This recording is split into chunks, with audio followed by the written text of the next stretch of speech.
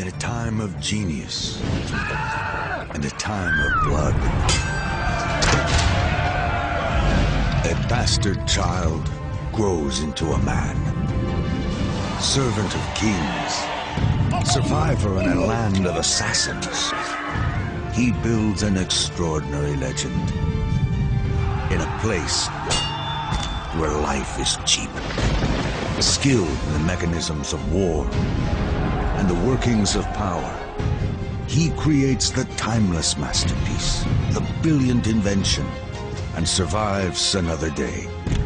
Veiled in secrecy, marked by genius, and driven by his own code of survival and success.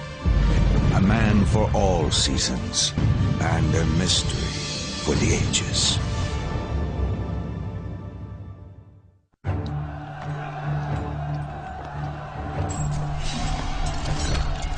Constantinople, the capital of the Byzantine Empire. It stood as a symbol of Roman glory for more than 1,000 years. But after a brutal siege, it falls at last to the Muslim Turks. The Pope, Pius II, right after the fall of Constantinople, reminded everybody in letters he sent throughout Europe that this was a monumental event. The collapse of the mighty Byzantine Empire seems like the very end of civilization itself. But civilization is about to see a rebirth. With the old city, an old idea dies, and a new one escapes, finding refuge to the west, in the city-states of Italy. To the Byzantines, God is the center and meaning of everything. But a revolutionary idea, humanism, allows for the study of man and new explorations into science. It is a philosophy with the power to change the world. In studying God, we can study the theology and the philosophy of God. But in studying man, we can study biology, zoology, anthropology, technology, sciences of all different types. Humanism transferred man's focus to man.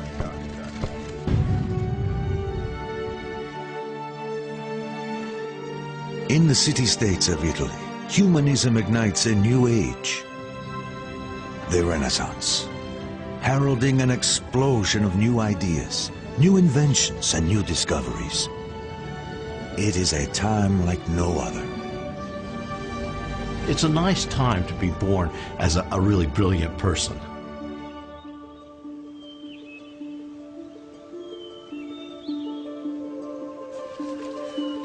In a small rural town in Tuscany, a young boy discovers the world. Almost from the beginning, the mysteries of nature fascinating. He grew up in the countryside outside of Florence, and he seems to have been able to find all kinds of animals and plants and insects. But young Leonardo has no real place in the world, no future. He is the bastard child of a respected notary and a poor farmer's daughter. He lives in his father's house, while his mother is left to marry a man of her own class. His mother married, sometime after Leonardo was born, a local guy who is known through what seems to be a nickname, Attaccabriga. The fighter, the quarreler, the guy with the fists. They probably lived locally. It's not inconceivable that Leonardo would have had some access to her, but it's equally possible that Leonardo's family kept him away from these other people who were of a different social station. Young Leonardo enjoys a comfortable childhood with his father and stepmother. But because of his illegitimate status, his prospects look bleak. It's sort of like a second-class family membership. Legal offspring, obviously, are going to inherit the family estate, as well as follow the father into the family business. Leonardo is disqualified in some measure from that. Leonardo! Sì, madre. Torna a casa, immediatamente. Ma perché devi sempre fare di tutto un gioco? Destined for life as a tradesman, he cannot even take his father's name. He is known as Leonardo from Vinci. His family will spend no money on his formal education. You can sort of imagine what it must be like to have been considered illegitimate in an age when being illegitimate really meant something. There were, professions that were closed to you. You were constrained greatly by that, by something completely beyond your control. Faced with his illegitimacy, young Leonardo begins to develop a code to push beyond all expectations, past all obstacles. It will eventually propel him into the corridors of power and on to greatness.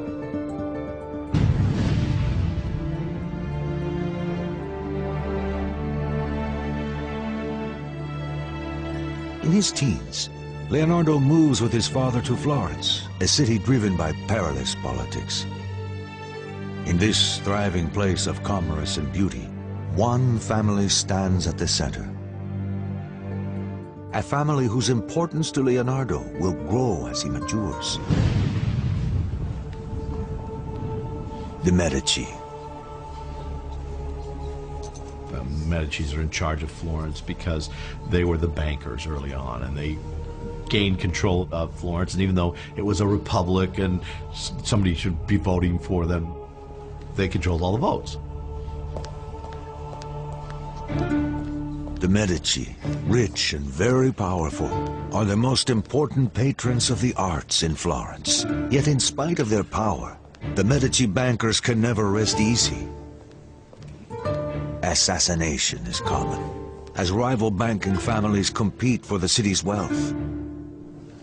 If you look at some of these paintings just of the Renaissance leaders, they're wearing what looks like studs on their clothing. No, they're wearing cloth-covered armor. L'interesse è difficoltoso, come avevamo discusso. E allora onoratelo col vostro sigillo. They're scared to death that they're going to get knifed in the streets. The Medicis keep a poisoner on staff at all times. I mean, what's going on? In a society governed by fear, suspicion breeds a brutal form of justice. Any accusation, personal or political, can be lodged anonymously through the tamburo. This dangerous box throws a dark shadow on Leonardo's future. Once a citizen lodges a charge, the authorities investigate. Even the innocent are shamed, and the guilty severely punished.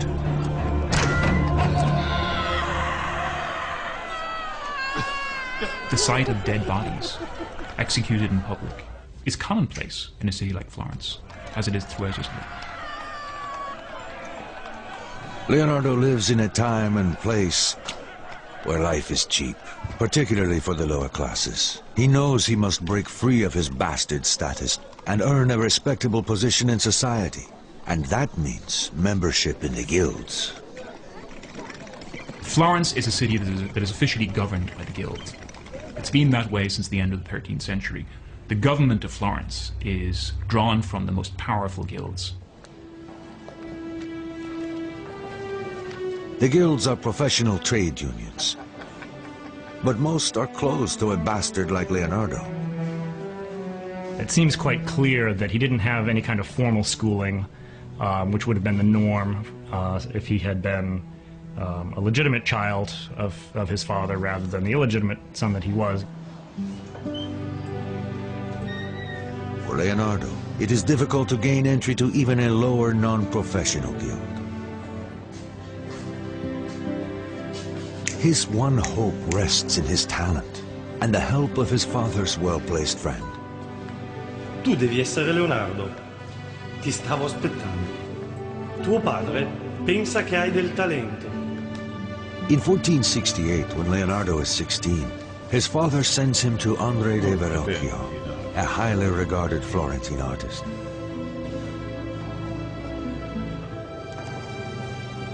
This is how you do things in Florence. You get referrals from your relations, your neighbors, your extended network of clients and friends. This kind of personal referral is how you, with a certain way, break the practice of training your own son in your own line of work. Verrocchio agrees to take Leonardo as an apprentice, to give him the experience he needs to one day gain admittance to a guild. Here, Leonardo first comes to understand the connection between art and power. The Medici, the ruling family of Florence, often commissioned paintings from Verrocchio. Verrocchio was certainly the person you would think of in Florence towards the end of the 15th century. You know, if you want a painting, you go to Verrocchio. As Leonardo becomes part of the workshop, he realizes he can push beyond his social limitations. His code emerges, stronger now. If circumstances hold you back, always find another way to achieve your goals. But beyond the doors of the studio, Florence is entering a dangerous time. Even as the Medici family patriarch, Piero de' Medici, lay dying, enemies plot to steal control of his family's fortune. Piero, ti senti un po' meglio? Solo la morte può recarmi conforto adesso. All the wealth and prestige of the Medici could quickly come undone as plots against their very lives are quietly prepared.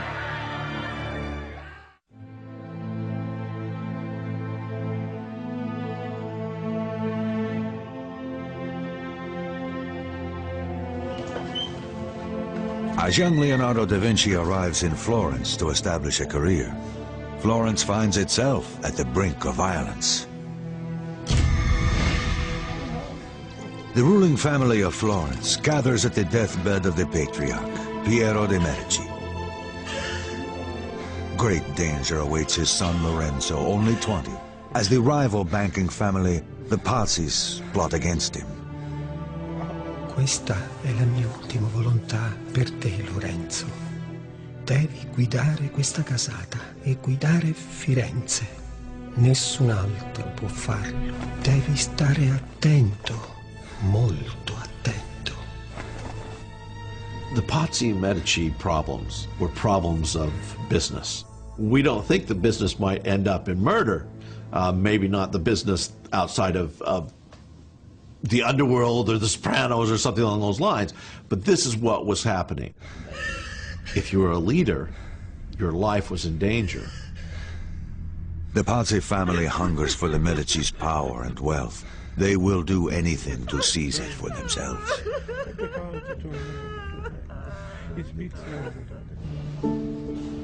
The young Leonardo is unaware of the political storms gathering around Florence.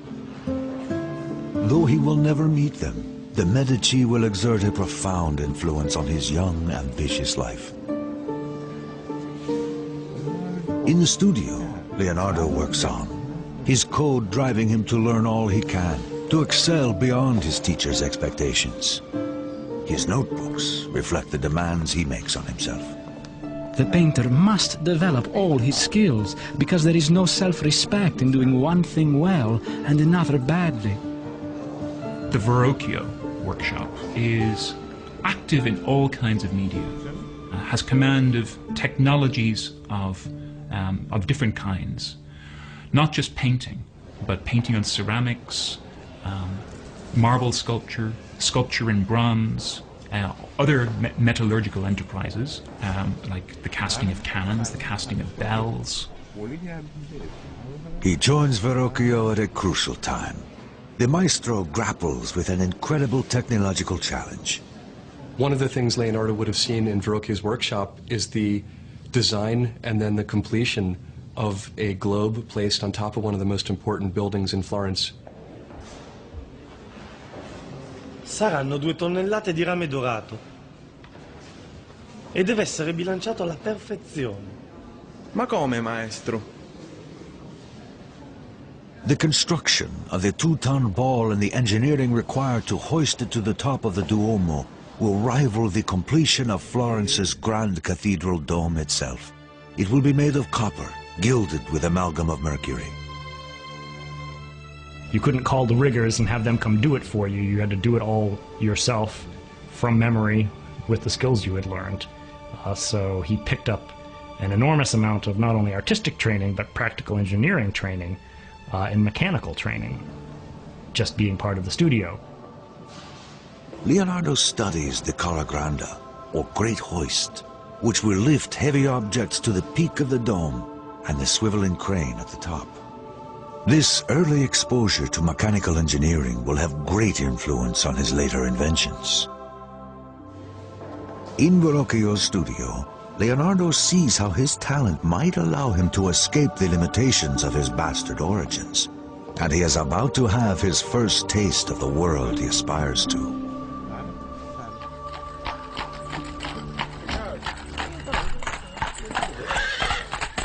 Verrocchio and his students are invited to bring their best work to the Medici Palace to prepare for a visit from the influential Duke of Milan.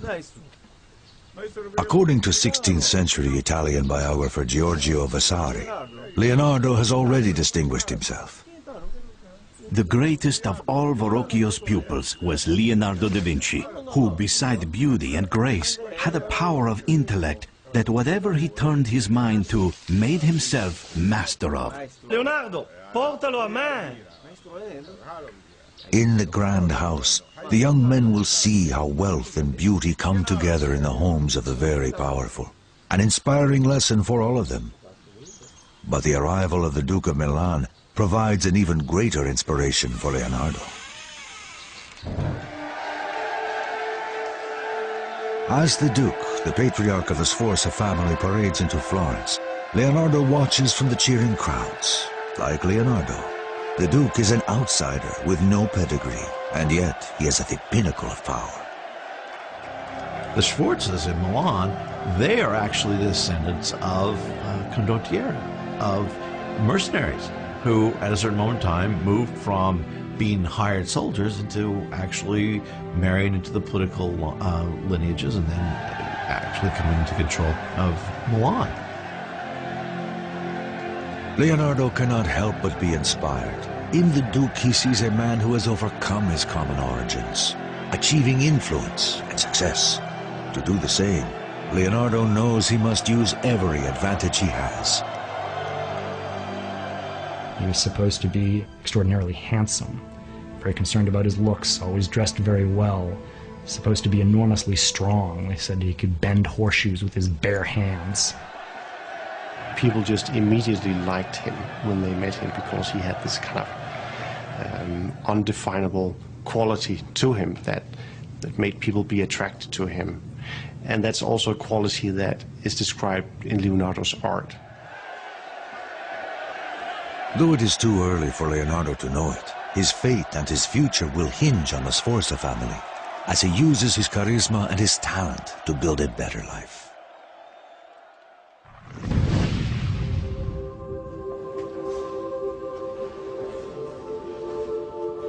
Leonardo is now 20. He completes his apprenticeship and has finally joined the guild as a painter, a huge step into the world of professional legitimacy. He can now seek high-level commissions on his own. But something holds him back. Da Vinci stays in Verrocchio's studio. Perhaps it is loyalty. Perhaps he is still unsure of his abilities. But he stays.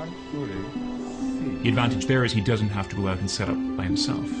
There's every indication that Leonardo is temperamentally unsuited to opening his own shop. Usa un tocco leggerissimo qui, Leonardo. Leggerissimo. We can see a large number of commissions for paintings being, at least in part, turned over to the young Leonardo, so that he's a serviceable, adaptable, younger partner in the firm. And as he works, Leonardo's reputation grows, even reaching the attention of the Medici family. In the case of the Medicis and Leonardo, it appears, though, that they recognize very early on that this guy had great talent, and he was going to exceed his mentor and exceed his fellow students, and so they took a particular interest in him. Here in the workshop as Verrocchio's protege, Leonardo's first great work emerges. It is considered the oldest surviving Leonardo painting. The angel on the left, far in the corner of Verrocchio's The Baptism of Christ, is only a fragment, a tantalizing glimpse of the genius to come. It is only the mediocre pupil who does not surpass his master, Leonardo writes. And legend has it that Verrocchio, after seeing Leonardo's angel, never painted again. These are all qualities that you can look at that painting today and you can see that's the hand of somebody else, some exceptional painter who really is not present in the rest of this painting. Leonardo had an incredible ability to see motion and to capture motion in his paintings. For example, the ringlets of hair, which have a kind of bounce or spring. He was able to suggest that with paint in a way that no one else really could. Talented, connected, attractive, Leonardo knows what he wants and is on his way to securing it. But the jealousies and envy of others, anonymous voices and accusations will put at risk all that he has built and threaten to send him back to oblivion.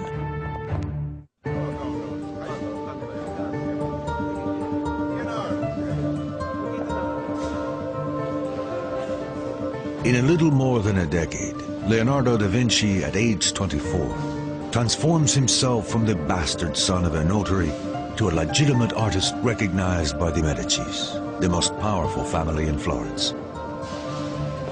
Florentines are very competitive. It's very, very frustrating to be an artist in Florence, but also competition makes things better, makes you do a better job as an artist. In Verrocchio's studio, his persistent experimentation with paint and technique sets him apart.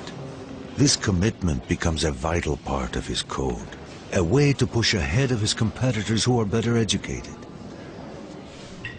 He records his thoughts in his notebooks.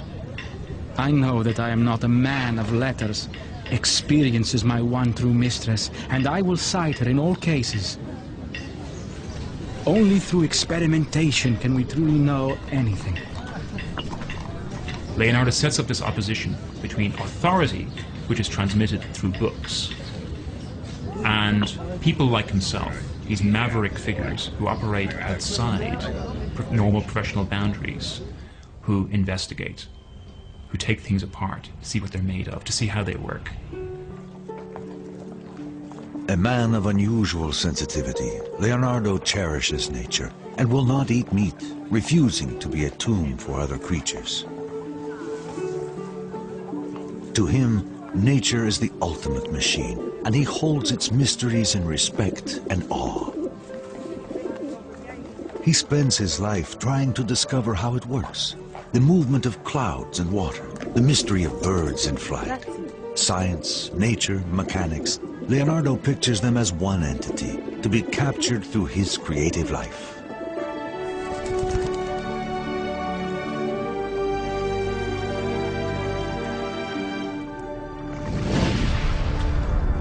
Nature is one thing, human nature is something else.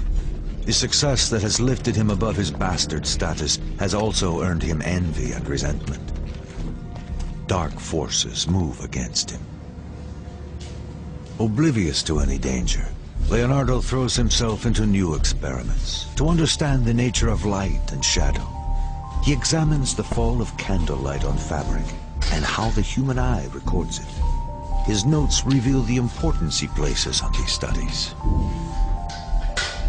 Nothing can be recognized without light and shade. It is only through the eye, the window of the soul, that we can truly understand the complex workings of nature. He would have these casts made of draped fabric and move the lights around, set the candles in one position, look at the shadows, sketch it out, move nothing else but the light, to somewhere else and then sketch the exact same piece of fabric again that hasn't moved. The only thing that has changed is the interplay of light and shadow on it.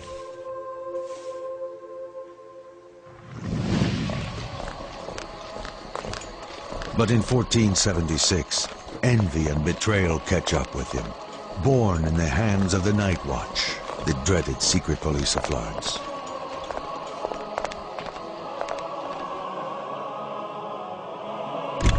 Messer Leonardo DaVinci.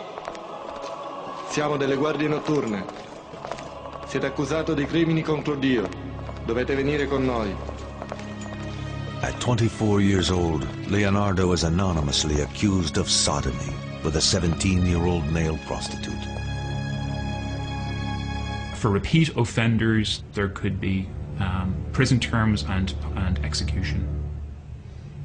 The official penalty for sodomy was burning. It was to be burned to death. The humiliation is brutal. Nothing, he writes, is to be feared so much as a damaged reputation. The fact is, it does affect him. He was a proud individual. He's a proud young man. He knows he's going someplace. And a charge like this could really have set back his career.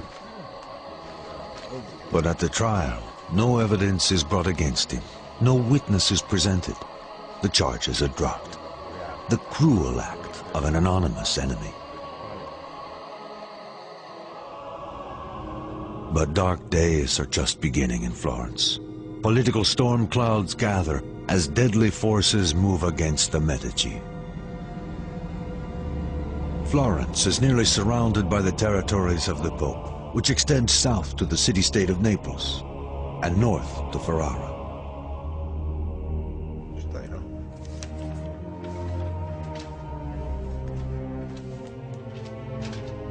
But this realm is not enough for the avaricious Pope Sixtus IV. The Pope conspires to expand his power into northern Italy, into the lands held by the Medici.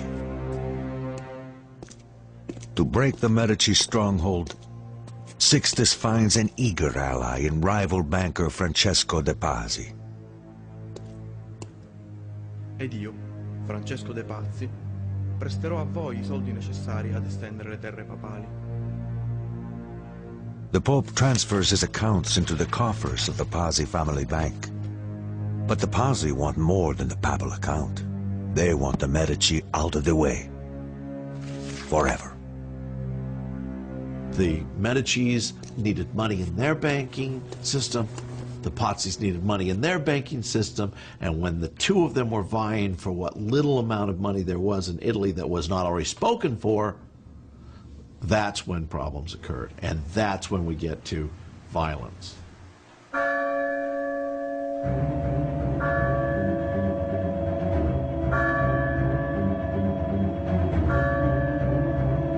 It is Easter. In celebration of the Prince of Peace, the Medici take their personal seats across the aisle from the Pope's henchman, Francesco de Pazzi. They have no idea of the danger they're in. At a prearranged point in the Mass, it begins.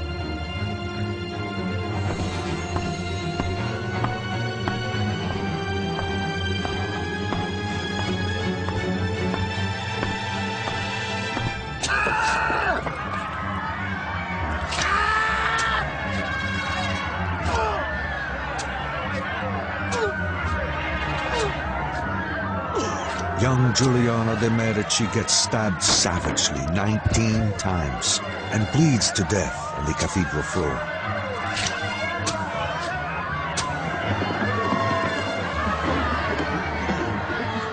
His wounded brother, Lorenzo, barely escapes. With the Pope behind them, the Pazzi family believe they will get away with their plot. They are dead wrong. The Medici supporters quickly rally, and the Pazzi uprising is put down with extraordinary violence. Lorenzo's counter-strike is swift and merciless. We get a sense of the Medici's power in the outcome of the murder, the immediate retribution. There was no rights for the criminals. They were dispensed with, and they were dispensed with in a very public manner. That very day, Francesco de' Pazzi is hanged alongside a co-conspirator, the Archbishop of Pisa. They drag his body around, they chop it to pieces, humiliate it in all kinds of ways. This is familiar in ways that we find hard to imagine. But the Medici have not finished. One assassin is still at large. Weeks later, Bernardo Baroncelli, the murderer of Lorenzo's brother, is finally captured and hanged before an enthusiastic crowd.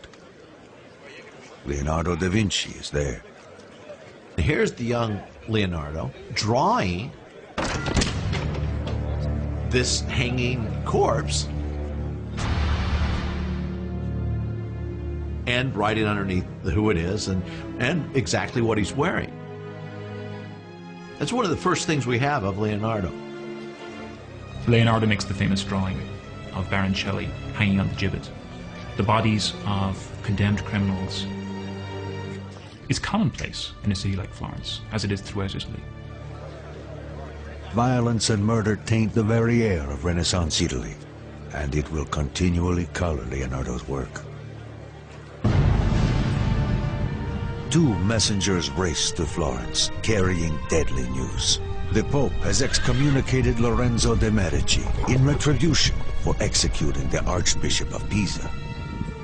He dispatches the army of Naples to force Lorenzo to surrender. This is a big army. This is something that is going to be difficult to defeat, and difficult to defeat without a huge amount of economic loss and loss of lives and societal upheaval.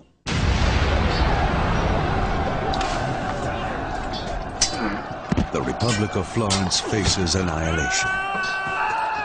Here in all its terrible glory is the greatest of the Renaissance arts, the art of war. Without a miracle, the city that has given Leonardo da Vinci his only real future will be destroyed without a trace.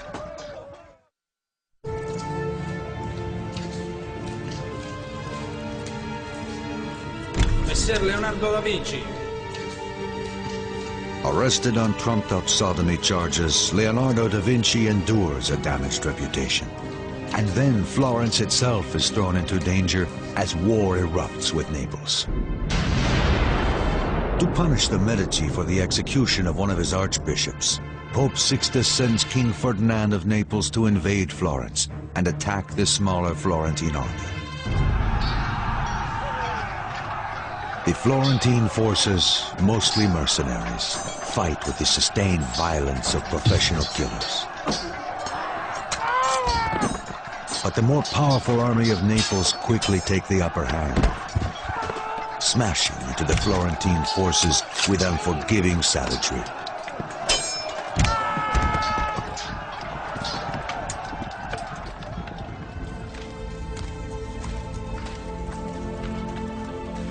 In the terrible aftermath, it is clear to Lorenzo that the city's plight is desperate. His troops are being cut to pieces. He must find a way to end this war and somehow save Florence. It seems the larger political landscape may provide Lorenzo with a way out. The Muslim Ottoman Empire, greatly feared by the Christian Europeans, has threatened the entire peninsula for some time. Florence, Naples, and the Papal States are all at risk. In a bold and dangerous move, Lorenzo travels to confront King Ferdinand of Naples, face to face, attempting to convince him that the Italian states should be unified against the Turks, rather than fighting each other. If he fails in his mission, Florence is finished. Se una bombarda colpisce a segno in linea diritta 10 braccia. The risk was significant. He could have died. He could have been taken hostage while he was gone. He could have been replaced by usurpers. Intrigued but unconvinced, the king has him arrested while he considers the proposal. Back in Florence, Da Vinci, like everyone else, is caught up in the tension and anxiety of impending war. He begins designing ladders and other devices for defending and scaling walls. These ladders are designed to carry 2 men. They are also useful for a tower, where you might fear that a rope ladder could be detached by the enemy. It's all engineering, engineering, engineering, because that's sort of the reality of Italy at the time that Leonardo's alive. You have all these different warring city-states, and warfare is a constant fact of life. Da Vinci labors on and waits, putting his active mind to work on defensive fortification and other weapons of war. 3 months pass with no word of Lorenzo de' Medici. In the streets of Florence, the citizens wait in fear. The weeks drag on without news of their leader or their larger fate. The people go about their business as hope dwindles.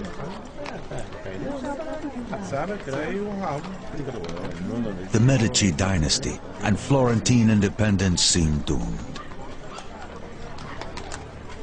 They knew what their situation was. When Lorenzo's in the camp of an opponent, they must have been nervous. He could lose his wealth. He could lose the city. The Florentines could lose the city. And then, a commotion rolls through the streets.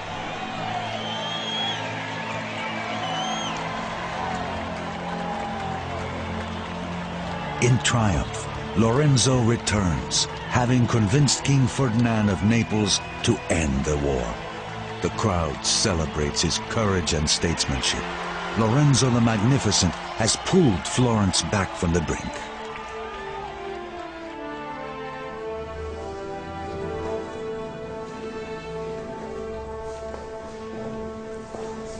As peace at last comes to Florence, Leonardo receives a commission to paint the Adoration of the Magi, an altarpiece for the monastery at San Donato a Scopito. It is his first important work.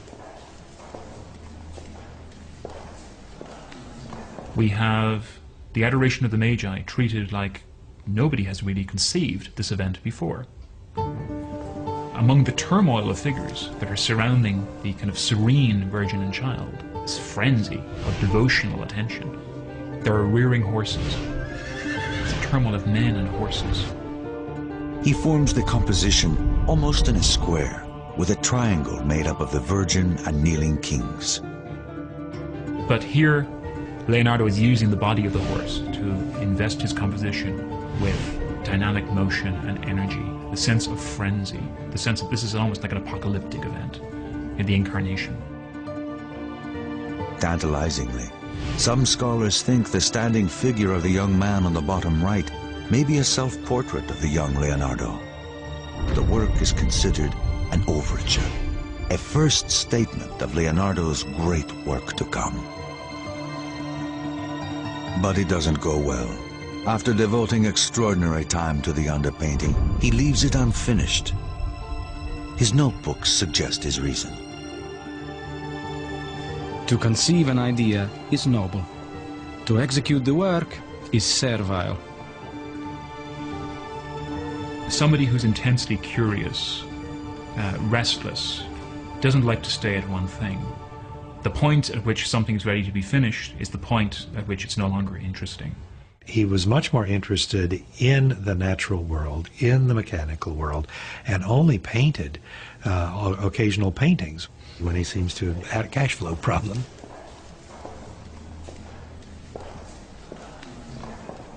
It is a bad time for Da Vinci to abandon his painting. Lorenzo de' Medici is considering artists for a plum assignment. A trip to Rome to help decorate the Pope's Sistine Chapel. It is the kind of commission that a young artist like Leonardo could only dream of. A real chance to shine before the most powerful patrons in Italy. Lorenzo's choice will affect Leonardo's future and shape his destiny, for better or for worse.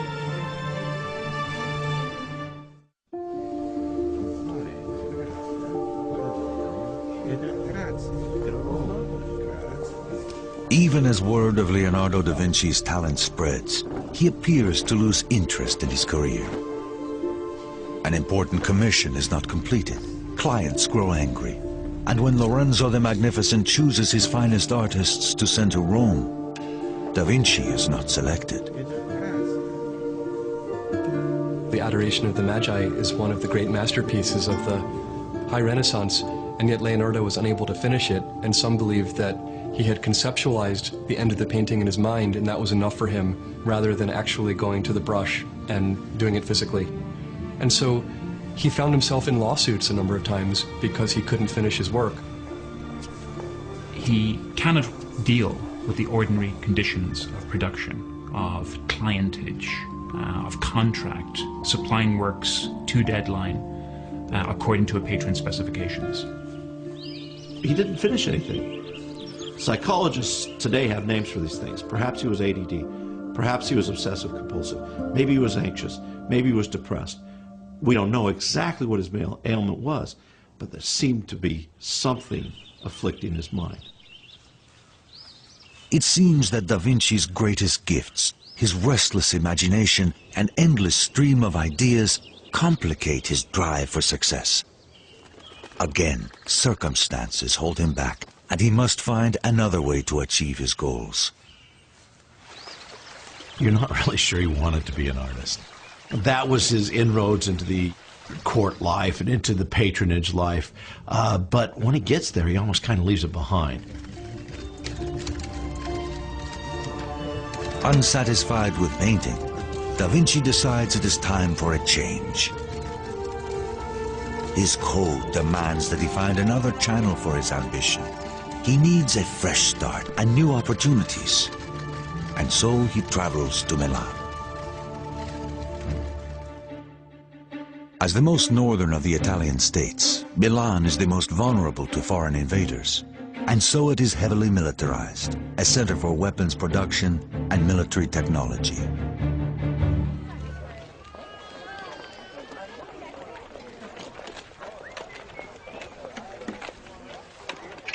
As he moves to the armorer's stalls in the streets of Milan, Da Vinci finds a vibrant city, always on the brink of battle, always ready to defend itself, not just from rival city-states, but from the superpower of France as well. In the tools of war, large and small, Da Vinci sees a future he could not realize in Florence. Italy is a theater of war, as local powers call in the bigger powers of Europe with disastrous results. In the royal palace of Milan, a letter arrives. Carefully worded and boastful in tone, it presents to the acting Duke Ludovico Sforza the credentials of Leonardo da Vinci, not as an artist, but as a genius of military engineering.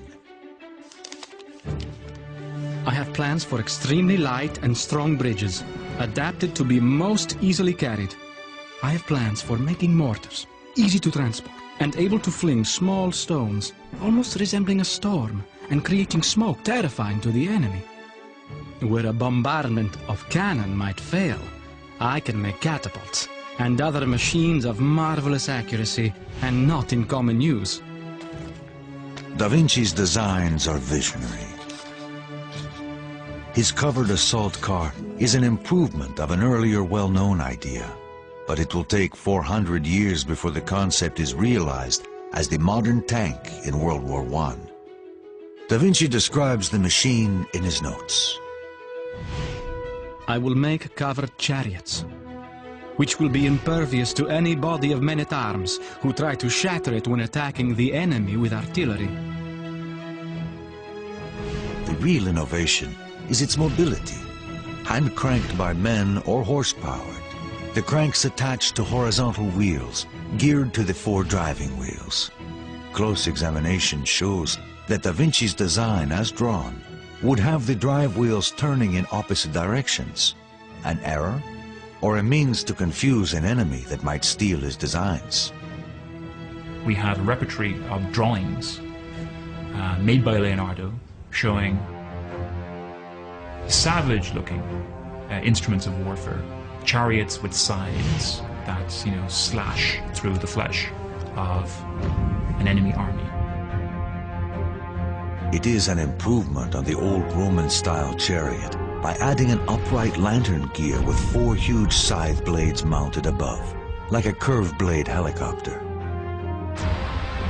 Da Vinci's design for a cannon shows hundreds of swarming bodies, dwarfed by the colossal bronze gun, and reveals one of Leonardo's obsessions. He loved scale. He loved to speculate and dream about things on a scale just vastly beyond that of the period. So he has these gigantic speculative designs for incredible killing machines. Da Vinci's fantastical weapon designs are typical of his continual pushing beyond the ordinary, always dreaming in the extreme. In his life, it will be a pattern, a part of his code. Never be limited by what has been done before, or what others might think.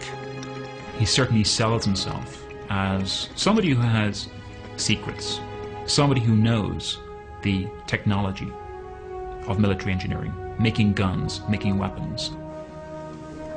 Da Vinci hopes that Ludovico Sforza, the acting Duke of Milan, will commission him to build these war machines. Ludovico Sforza is the brother of the assassinated Duke of Milan. He's acting as the regent, basically the effective ruler of Milan. And he's basically controlling the defense policy, the foreign policy of the Milanese state. Ludovico will hold power only until his timid nephew, Jan Galeazzo, comes of age, if he ever does.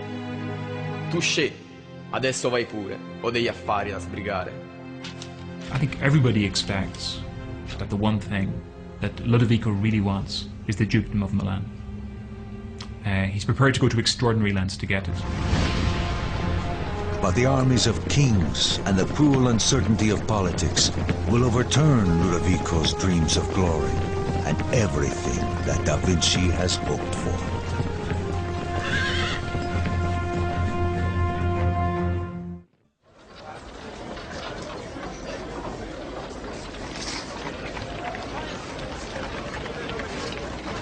After leaving Florence, Leonardo da Vinci, now 30, arrives in Milan hoping to sell his skills in military engineering to the acting Duke Ludovico Sforza, a shrewd and militaristic noble. He walked away from what would have no doubt been a secure and comfortable living as the society painter in late 15th century Florence. He went instead to the bustling but military, aggressive, politically turbulent city of Milan, up near the French border. At the end of the 15th century, Italy is a theater for war, as the smaller city-states of Milan and Naples struggle to survive against the superpowers of France and the Ottoman Empire, pressing in from all sides. Cleverly exploiting these unstable politics, Leonardo's letter to the Duke outlines every imaginable military skill he has as an engineer. Fortress design, cannon construction, siege machines. Only in the very last line does he mention that he is also a painter.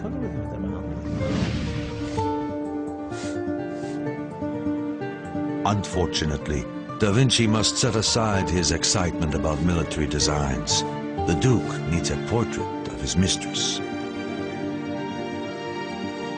Despite Leonardo's disappointment, the painting becomes one of his most famous and important. The Lady with an Ermine. It is revolutionary. The first time a portrait shows the sitter's thoughts or feelings through posture and gestures.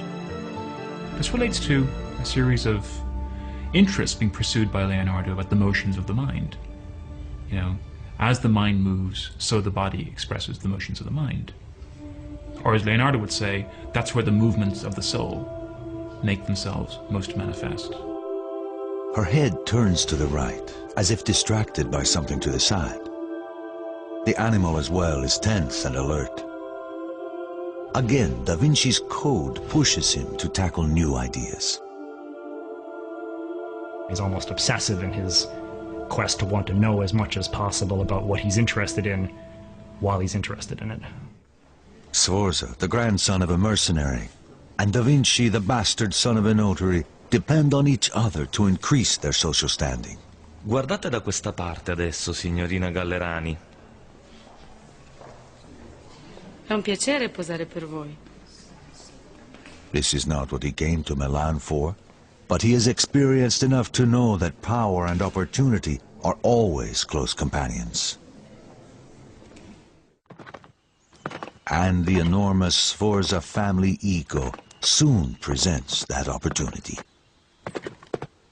The Duke commissions a colossal statue of his father, astride a powerful stallion, and so Leonardo begins to study the proportions of horses, using a small and docile model as his subject. The distance between one ear and the other should equal the length of one of the ears. The length of the ear should equal a fourth of the face. Sforza wants a statue larger than any other, the biggest horse monument ever seen. It's often held that these warlord princes used art as a means of making themselves look more permanent, more legitimate, more established than perhaps they were in practice. The Sforza have only been around from 1450, but their equestrian monument is going to outdo all others that exist. Leonardo considers the challenge of creating the 24-foot-high statue a career-making opportunity, a triumph of art and technology to last the ages. He will devote more than a dozen years of his life to the process. It was going to be a statue on a scale so much larger than anything that had come before it that it required all kinds of new technologies to figure out how to make this thing. Extending his vision and skill to the utmost, Leonardo will create countless smaller clay models and devote the next several years to figuring out how to cast the Colossus in 60 tons of bronze. Because he wanted to cast the horse in particular as one piece, this would have been cast upside down, he had to dig casting pits. Well, Milan is built in a river valley and there is a water table down there. The head of the horse pointing downward would have been just about at the level of the water table. And if you in fact start heating up the water table in an area, you will create some very serious problems, possibly even an explosion. So in other words, he was working very close to the limits of the possible. This is the very essence of Leonardo's code, to push beyond the expected, not only in his work, but in his life. And as the great horse slowly takes form, Leonardo turns his lively mind again to weapons of war. Like the horse, his designs are huge, monumental. He always engineers these things that are just enormous, much, much larger than anything that existed at the time. And the giant crossbow is sort of the poster child of this mentality. It's about the size, probably, of a tractor trailer in length. The construction is highly advanced, with the bow to be built of laminated sections for the greatest strength and flexibility. The bowstring, drawn back by a worm gear, can be fired silently. People look at Leonardo's drawings of things like the giant crossbow, and they seem to think that this is an original idea. It isn't. What Leonardo is doing is taking an idea that's fairly commonplace and seeing how far he can push it. He begins his famous notebooks, an obsession that lasts his entire lifetime and confounds us to this day. It's estimated he will fill over 15,000 pages before he dies. What did he write in his notebooks? Everything. Laundry lists. Don't forget to get the money that so-and-so owes you. I need this at the store. Moving lists. Sketches of people that he saw on the street who had interesting faces. Notes to himself of anything he wanted to remember. Leonardo often composes these notes from right to left, even forming the letters and words backwards, as if in a mirror. People would speculate, and still speculate, that he was trying to write in code. He didn't want people copying his ideas. Maybe he was saying things that he didn't want people to be able to read. But the most likely reason is simply that he learned to write as a left-handed child, and so composing left to right, even writing backwards, came naturally to him. By this time, Da Vinci has taken an assistant. His name is Giacomo, a young boy from the lower classes, destined to limited prospects. He helps Leonardo build the many mechanical contraptions and novelties for Ludovico Sforza's elaborate parties. Giacomo, perché devi sempre giocare con tutto? E dammi quel pianeta. Da Vinci comes to call him Salai, meaning little devil. The mischievous boy will stay with Leonardo for the rest of the artist's life.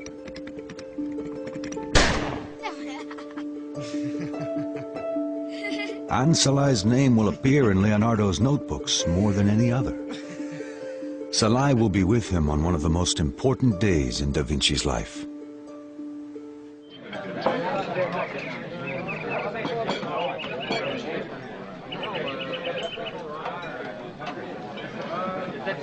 Ludovico stages an elaborate family celebration, which features Leonardo's colossal clay model of the Sforza horse, unveiling it for the first time before the nobility.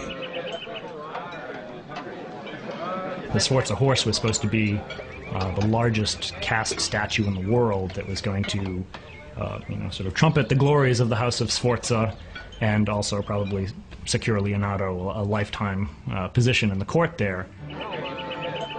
The party, like Da Vinci's horse, is a celebration of Ludovico's power. The attendees include Ludovico's beautiful wife, Beatrice d'Este, and his nephew, the real Duke, Jan Galeazzo, now 25.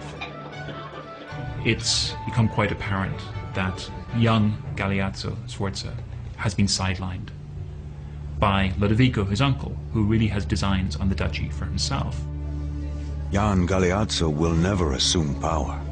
Within the year, he is dead. Some say poisoned, making Ludovico the Duke at last. With nothing to curb his ambition, he will set Milan and Leonardo on a collision course with war. Siamo pronti, Leonardo!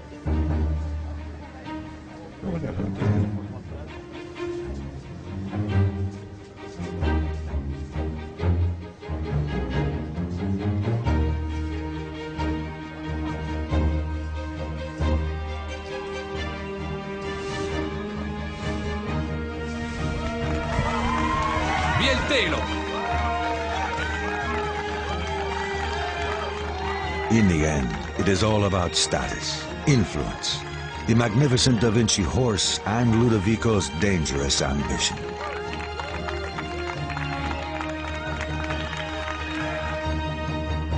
In 1494, as the new Duke of Milan, Sforza joins forces with France. Together, the powerful allies invade the Italian city-state of Naples. The risky move puts Milan and Leonardo's plans for the great horse in jeopardy.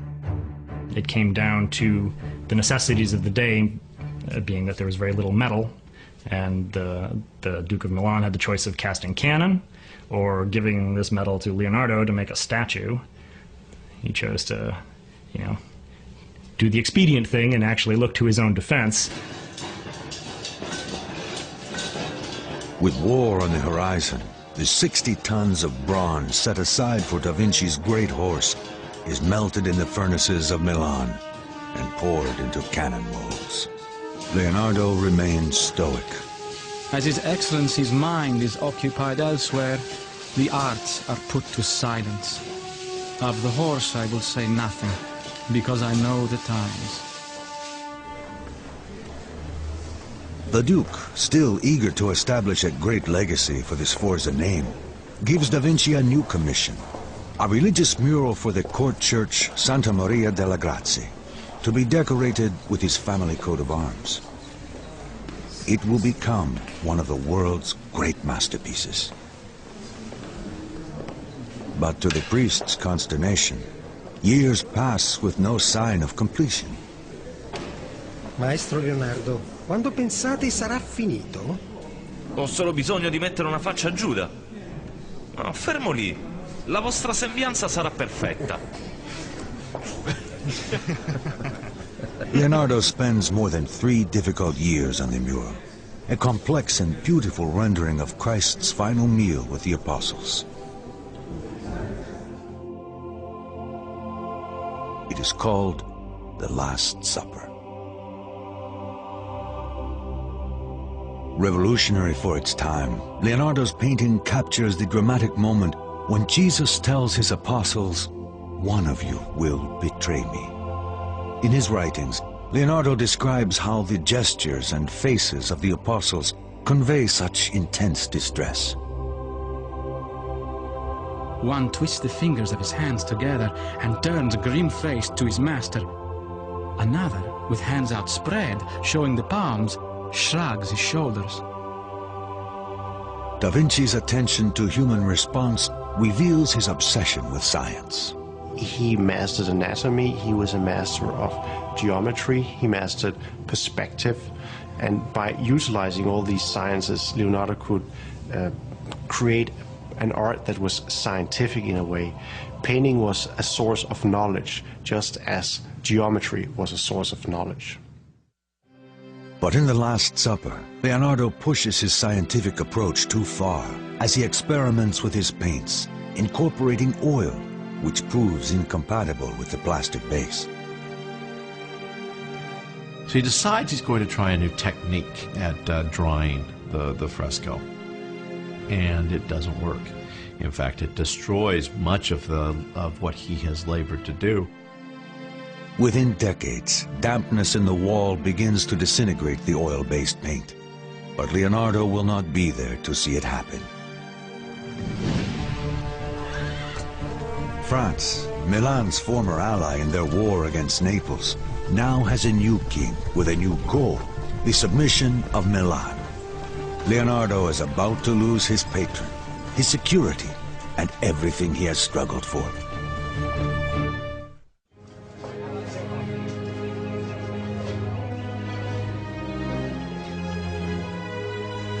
In Milan, Leonardo da Vinci has created some of his most important work. He spends 17 years in the court of the Duke Ludovico Sforza, realizing his own dreams of success. As Leonardo nears the age of 50, the political winds change. Sforza's former ally, France, abruptly invades Milan. Da Vinci at once loses his patron and his security. His notes reflect his reversal of fortune. The Duke has lost his state, his property, and his freedom. None of our great enterprises will come to pass. The occupying French army, bent on annihilating any sign of the Sforzas, used Da Vinci's epic sculpture for target practice.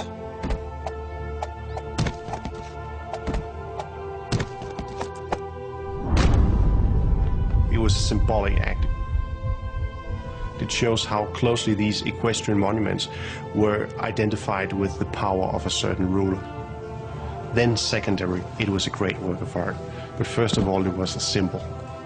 Da Vinci learns in this cruel act how fleeting his success might be, and how vulnerable he is to the fickle nature of politics. Saddened by the loss of the great horse, an aging Leonardo leaves Milan with his faithful apprentice Salai.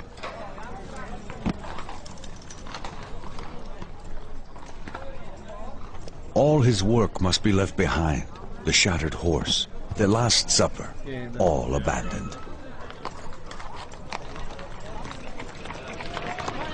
With the fall of the House of Sforza in Milan, Leonardo was out of a job, and there began a period of his life where he wandered about.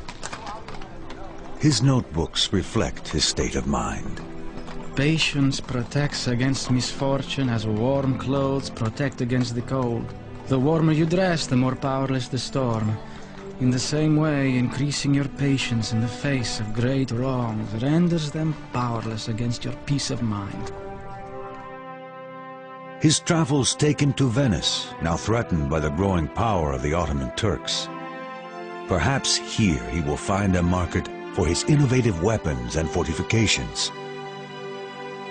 One of the interesting things I think about Leonardo is considering how much of his career he spent not working as an artist. He's always thought about first and foremost as a painter, but if you look at the number of years he was employed by various patrons, a big chunk of it was spent largely as a military engineer and as an entertainer. He approaches the Duke of Venice with a variety of ideas, even a diving suit and snorkel system for underwater warfare. In his writings, Da Vinci describes his complex design. A breastplate of armor with hood, doublet and hose, and the wineskin to hold the breath, with half a hoop of iron to keep it clear of the chest. When you deflate the wineskin, you will go to the bottom, pulled down by sacks of sand. When you inflate it, you will rise to the surface. He seems sometimes almost not to really belong to his age, in a day when they didn't even have mundane things like regular ways of keeping time. Leonardo is thinking about walking on the bottom of the ocean and flying in the air with the birds and developing self-propelled vehicles. He just has such a completely singular vision of pretty much everything around him. Da Vinci's ideas are centuries ahead of his time. His code has led him to dream the impossible. But Venice has no interest in his inventions. He is considered a foreigner, and his visionary ideas create only suspicion. Rejected, he must pursue his dreams elsewhere. He travels back to Florence, the land of his boyhood.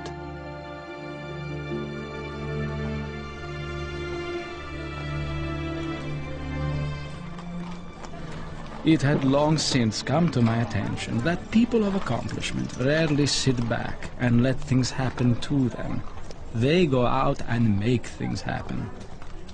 But Da Vinci's confidence will soon be challenged. The Florence of his youth has changed.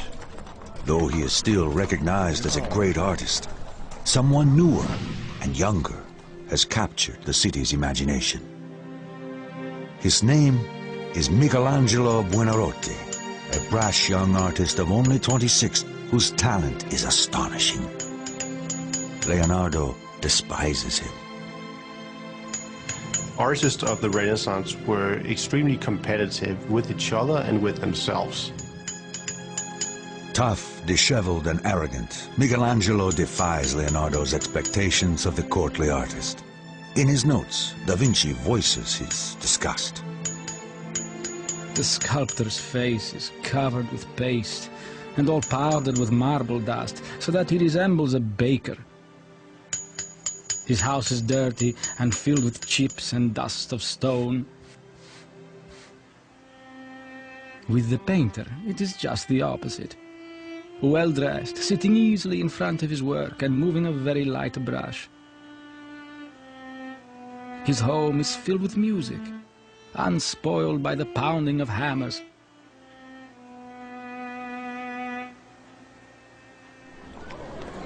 The simmering hostility between Leonardo and Michelangelo quickly becomes public. One day, as Michelangelo approaches on a busy street, Leonardo defers a question about the writer Dante to the passing sculptor. Chiedi a Michelangelo. Lui ha letto Dante. Spiegatelo da solo. E già che ci sei, spiega come hai imbrogliato la gente di Milano con il tuo impossibile cavallo. Stung by the insult, reminded of his failure, Da Vinci is bitter. He continues to mock Michelangelo's work. I think I'm quoting him accurately when he criticized painters like Michelangelo for whose anatomy, he said, made people look as if they were bags full of walnuts. Almost 25 years older than Michelangelo, Leonardo is dispirited, packing up his paints each night with less passion than the night before. His writings reflect his growing despair and increasing age. Oh, time, devourer of all things. Oh, spiteful age, how you destroy and consume everything with the relentless teeth of years, little by little in a slow death. Dejected, Leonardo finds opportunity in one of the most unlikely of patrons. A man whose treachery surpasses all others, even in this violent time. His name is Cesare Borgia, and he is bent on carving a bloody path to power straight through the heart of Italy.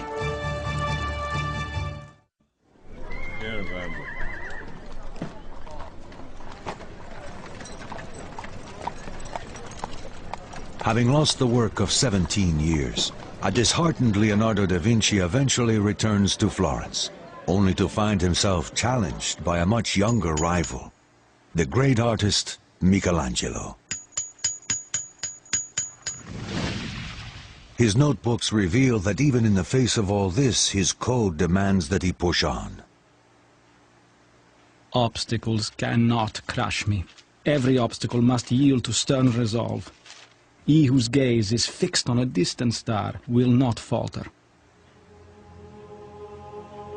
In 1502, Da Vinci finds an unlikely opportunity in Pope Alexander and his bastard son, one of the most dreaded tyrants of the age, Cesare Borgia.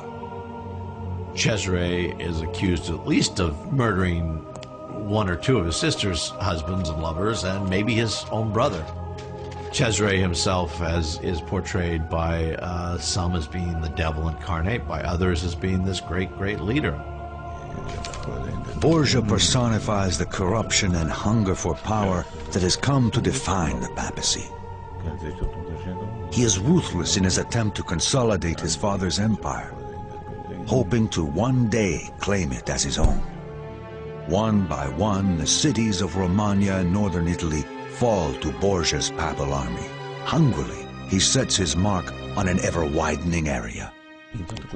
But in order to succeed, he needs an edge, someone with new ideas. He turns to Leonardo da Vinci. Ecco le vostre carte. È un onore servirla. He was given the title of Chief General Engineer by Borgia, and so Leonardo probably had a chance to observe the real horrors of war firsthand.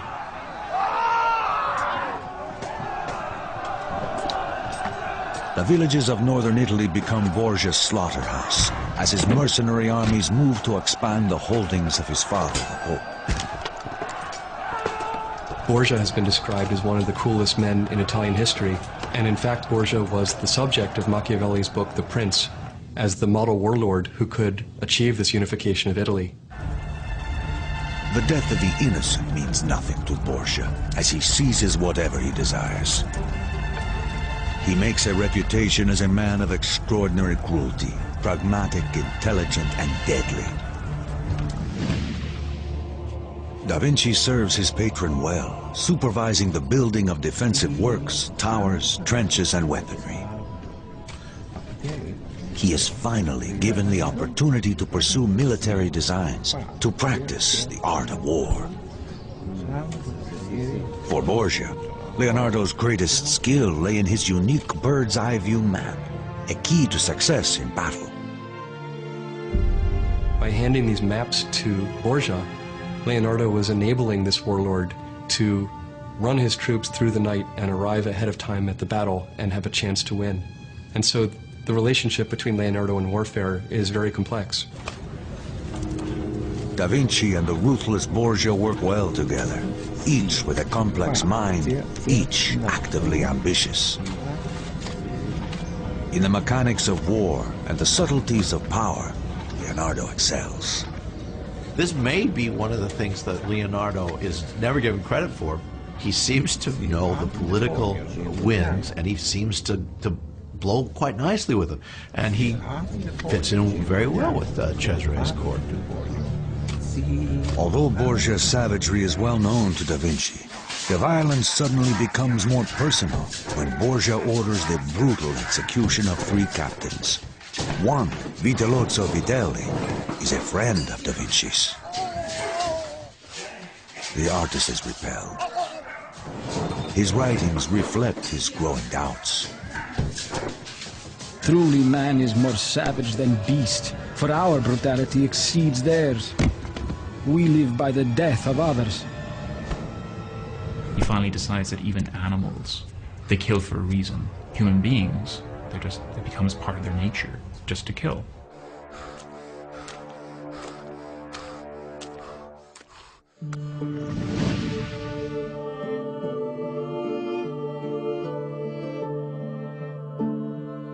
Da Vinci leaves the service of Borgia and returns to Florence and the art of painting, perhaps to explore the gentler side of human nature.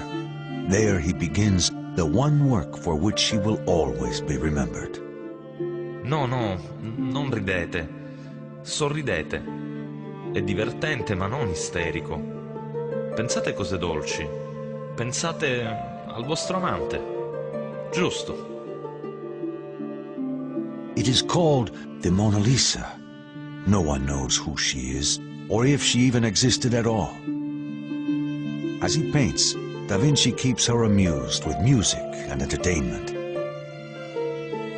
Leonardo says in his writings that faces are most beautiful at dusk.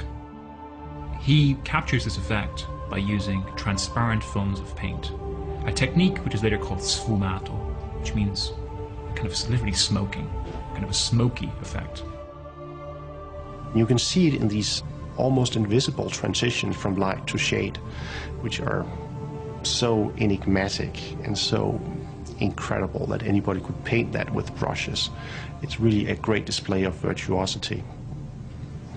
People often talk about the Mona Lisa smile as being mysterious. If it is mysterious, it's because Leonardo da Vinci has shaded the corners of her mouth and eyes, which are some of the most expressive features of the human face. Is to suggest that the Mona Lisa is a painting of a mystery, that there's something very, very secret going on with the Mona Lisa. And we get the elaboration of this myth of secrecy about the Mona Lisa smile. Or who is the Mona Lisa? You know, is she Leonardo's lover? Is she Leonardo himself? History does not reveal her true identity. Da Vinci's biographer Vasari identifies her as Mona Lisa Gioconda, the wife of a merchant. But Vasari never saw the painting, and Da Vinci himself never left any clue. Carried it around with him for years, and he kept working on it. Never quite done. The only reason it exists in the form it exists today is because he died. The Mona Lisa remains forever a work in progress, a physical manifestation of his code, of his commitment to achieve the impossible, perfection in painting.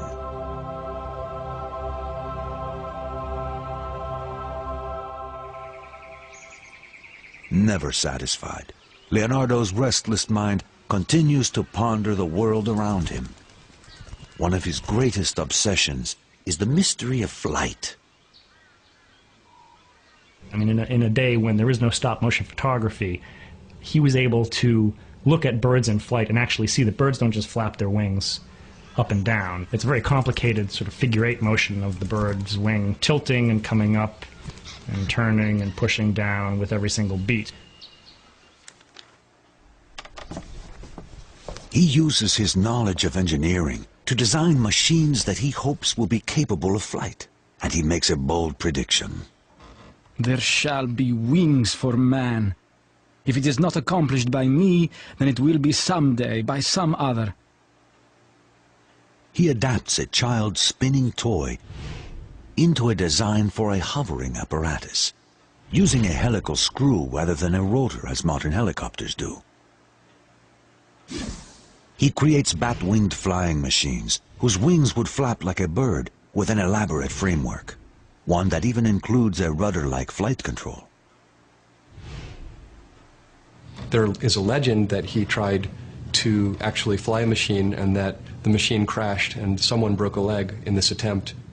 Leonardo's machines are amazing, they're fantastic, in the way that fantastic is fantasy.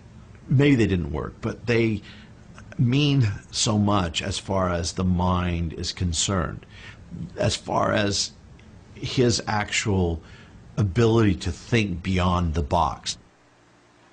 But he seems to have realized that the amount of power necessary to make one of his 6-foot-long wings flap was more than a person could provide. So then he starts getting into more complicated designs that actually involve motors of some sort that will actually store up enough energy so that you can get them to flap for a while before the motor stops. Only late in life does he consider the idea of a single fixed wing, the idea that will eventually lead to successful flight hundreds of years later. For all his striving, for all his extraordinary designs, he never succeeds in solving the great challenge of manned flight. But for almost his entire life, he keeps trying. He's a brilliant man, he's a brilliant engineer as far as the theory is concerned. Maybe the practice, maybe the practical part of things, the practical part of engineering, which so often eludes these great thinkers, also eluded him.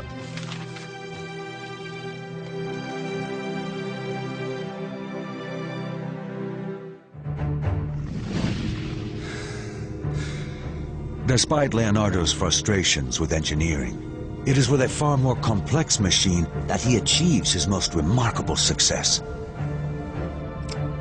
His grim obsession with the moment of death leads him to master the workings of the human body itself.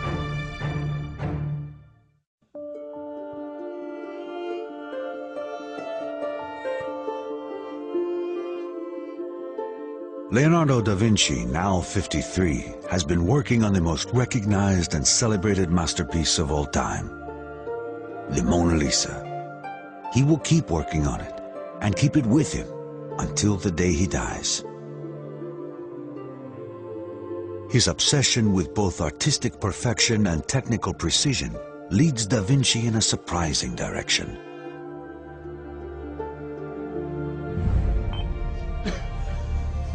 He turns his insatiable curiosity to the study of life's greatest work of art, the human body.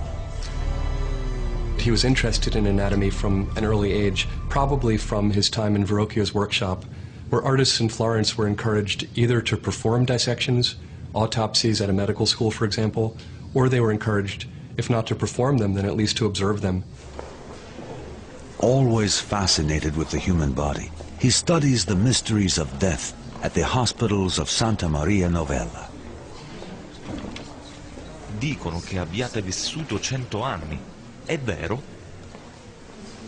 100 anni? Non è così difficile. Non sento dolori. Sono stanco. Tanto stanco. E terribilmente debole. He's interested in the way that the pieces of the human body, which is, after all, a very intricate mechanism, the way the pieces of this mechanism fit together.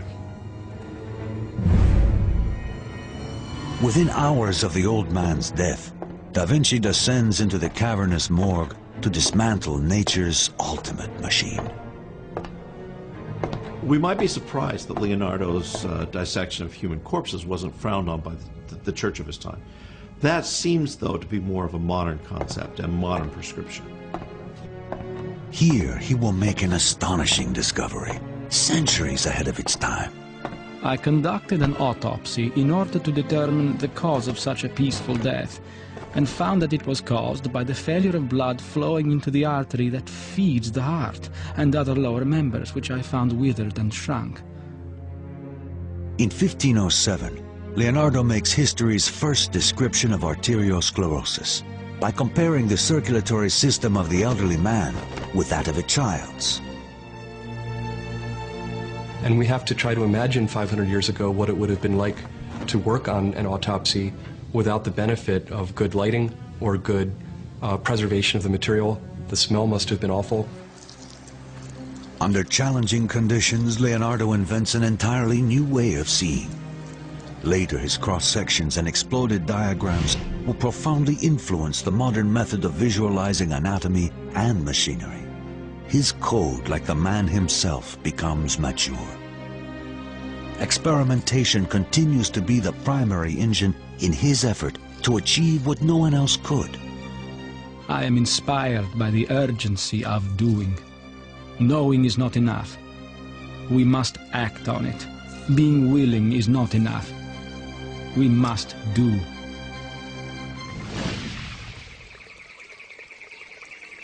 His famous notebooks reveal the extreme scope of his visionary ideas. And yet he never publishes a page of them. Often in his notes you'll see him talking about, I'm going to, do a book on this subject that will lay out this, and this. There was always, a little bit more you could do. There was one more observation you could make, and, time caught up with him. As Leonardo ages, his legacy becomes a casual bundle of documents, a lifetime of genius written onto thousands of bits of fragile paper, including the only image we have of the man himself.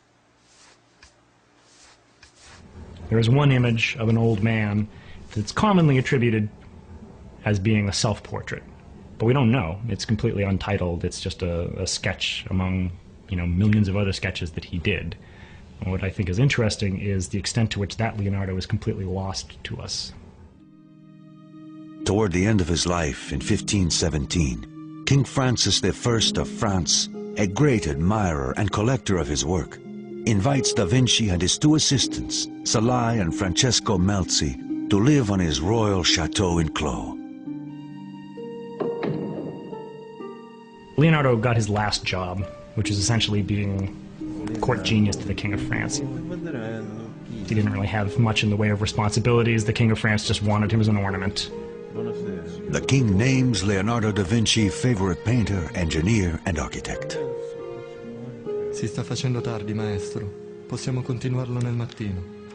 Francesco ed io lo aiuteremo a mettersi a letto. But at 65, Leonardo's triumphs are behind him. A stroke has paralyzed his right arm, and his left hand can no longer paint fine details. He doesn't seem to have had any obligations. Leonardo doesn't seem to have done much in those last few years, except for enjoy life. And he did enjoy life. It was the high part of a very well-deserved retirement, I suppose. Salai, the boy taken on so many years ago, has stayed with Da Vinci, and Melzi has become his student and most trusted companion. So Leonardo, at the time, he has with him the Mona Lisa, a couple of other paintings, all of which he bequeaths to Melzi, who is his apprentice and had been traveling with him for years and years. In 1519, after months of failing health, Leonardo da Vinci passes into history. I think Leonardo is one of these individuals who had a code of success. He didn't measure it in degrees of wealth. He didn't measure it in degrees of popularity. He measured it in how he felt about his own achievements. To me, Leonardo da Vinci represents something about human beings themselves. He represents someone who overcame a number of social obstacles and really does show what we're capable of. His ability to see so far beyond his present-day reality is, I think, one of the things that makes him eternally popular. And we have a body of writing. We have a trail of documents. But Leonardo, it's a complicated mosaic. Painting was a source of knowledge. To Leonardo da Vinci, painting was a science. He can inspire all of us today, regardless of who we are, to try to make the most of our lives as we can. Da Vinci's genius catapulted him out of obscurity and into the courts of kings. By refusing to compromise his own intellectual code or be crushed by adversity, he becomes the most important man of his age. He becomes immortal.